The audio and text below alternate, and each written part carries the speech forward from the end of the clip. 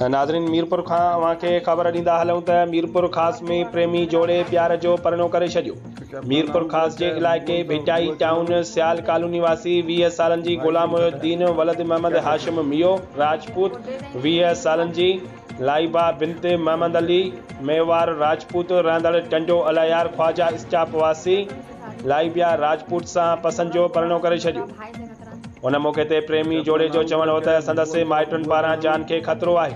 अहिड़ो बयानु हुननि मीडिया सां ॻाल्हाईंदे कयो। उन मौके ते लाइबिया सहाफ़ियुनि खे ॿुधायो त असां ॿिन्ही पंहिंजे मर्ज़ीअ मुताबिक़ रज़ा ख़ुशीअ सां पसंदि जी शादी कई आहे, जॾहिं त मुंहिंजा माइट मूंखे ॿिए हंधि परिणाइण थे चाहियो।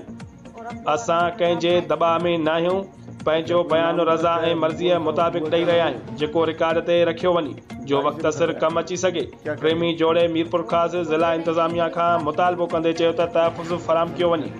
लाइबा माइटनि पारां जानुनि खे ख़तरो आहे।